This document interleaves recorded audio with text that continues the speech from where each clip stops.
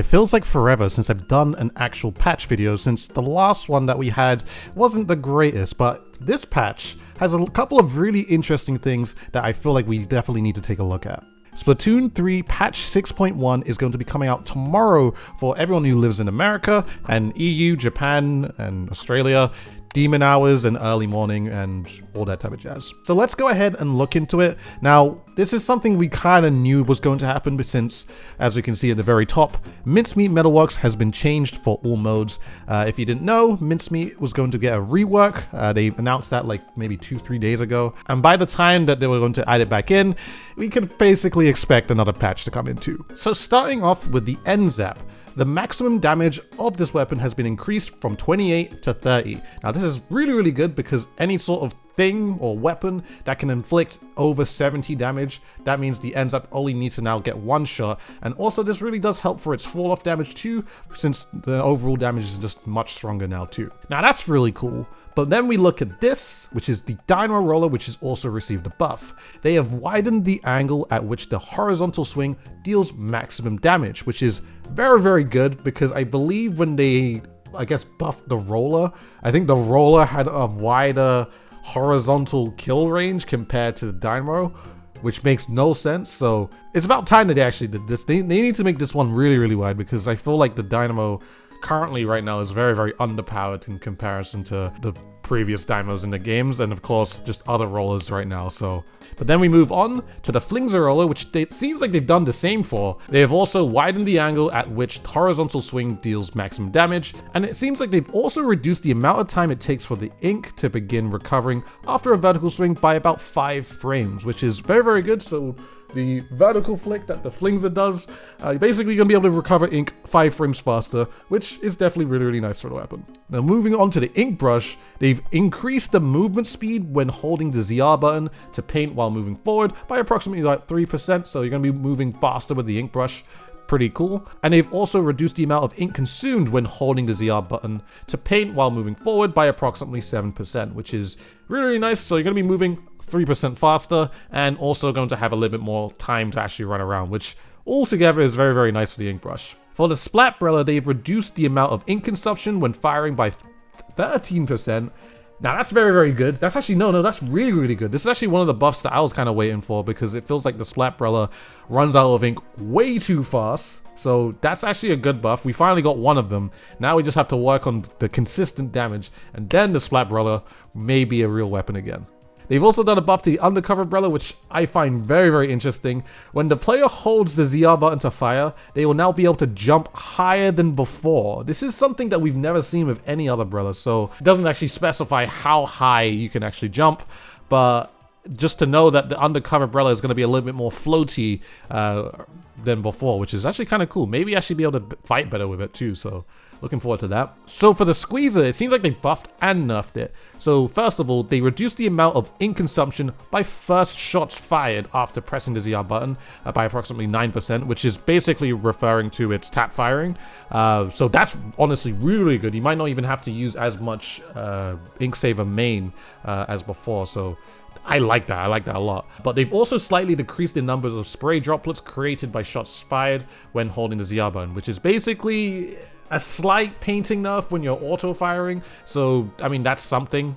But the thing is, I'm perfectly okay with that because at least when I'm actually being able to fight, I'm going to be able to have more shots in the tank, which is really helpful anyway. So I don't mind that bit anyway. On top of that too, Squeeze is not notoriously known as it is the painting weapon of all time, so it is what it is. For the Ballpoint Splatling, they slightly increased the scatter of shots fired on land at the longer flight range, so it seems like, is that enough? It seems like the Ballpoint Splatling is going to be a little less accurate, which I don't even really think it needed that, but I don't know how much it's going to really change because the Ballpoint Splatling is already firing so much, so I guess it's a little less accurate, but we'll have to see.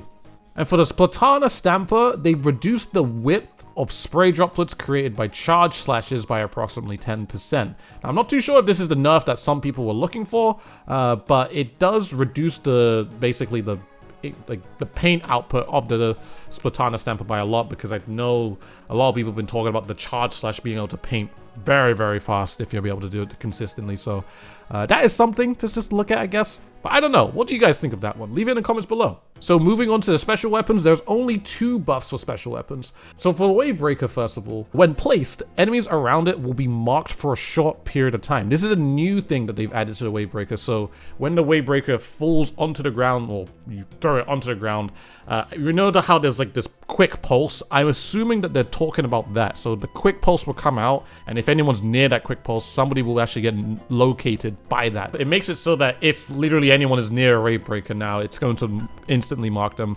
And it also heightens the value of Wave Breaker, instead of it just being thrown out and then instantly destroyed. Like if you throw it close to someone, then you get a little bit of value still. So now for the Ink Storm, this one is very, very interesting, but stay with me on this one. Damage taken while within the area of effect of the opposing team's Ink Storm will recover more quickly even when not submerged in ink. Now you would read that and think the opposing team, meaning the enemy team. However, this seems to be a mistranslation, because on the Japanese patch notes, it's actually referring to your team being able to recover yourselves more quickly. This one is basically saying, okay, if someone's taking damage from the other team, then if they leave the Ink Storm, they're going to be able to recover more quickly. But Japan is basically saying, if your team is in the Ink Storm, you're going to recover your health more quickly. Now, I know it's a little bit confusing, but I am inclined to believe Japan over North America, because Japan is making the game.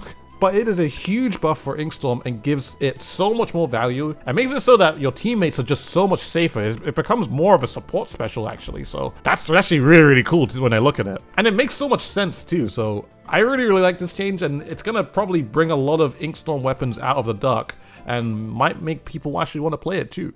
So that's really, really cool. So we move on to the special changes, starting off with the Neo Sploosh-O-Matic, 180 to 170. The Forge Splattershot Pro, finally, 210 to 200. I will take it. Thank you very much. It should never have been at 210. The Lunar Blaster, that's a really, really nice buff. 180 to 170. You're going to have so many more zip casters. Bamboozler, 200 to 190. We played the Bamboozler just the other day. This is so, so nice because the weapon is really, really bad at paintings. The Zinc Mini Splatling, 200 to 190. That's very, very interesting, I have to say, because that weapon paints so well. The Splattershot and N-Zap have gone from 190 to 200. That is extremely fair, and I think that's 100% necessary. The Tri-Slosher Nouveau also to 210, very, very necessary. Heavy Edit as well, 190 to 200, very necessary. All these weapons get these specials way too quickly, and yeah, I think this is actually very, very fair. So very, very cool patch. Looking at overall, I think the coolest things to really look at are just the 2 special changes. I feel like these 2 special buffs, I should say, basically just brings out so much more value into weapons that weren't being used, and gives more reason to actually use them. Like I'm thinking like Range Blaster, it was already being used, but I feel like it's going to be used even more since now the special itself is even stronger. Loads and loads of Ink Storm weapons that are out there. I'm thinking Nautilus probably gets a lot more play now. And also, funny enough, thinking Snipe Fighter as well, probably getting more play as well with the Ink Storm. So, and yeah, that weapon's actually really, really cool as well. It's not easy to use, but it's very, very good if you can wield it well. So yeah, the special buffs, very, very good. As for weapons, I think the most interesting one is the N-Zap. Dynamo might see more play, not too sure though. It's a bit eh. Ink Brush is just alright.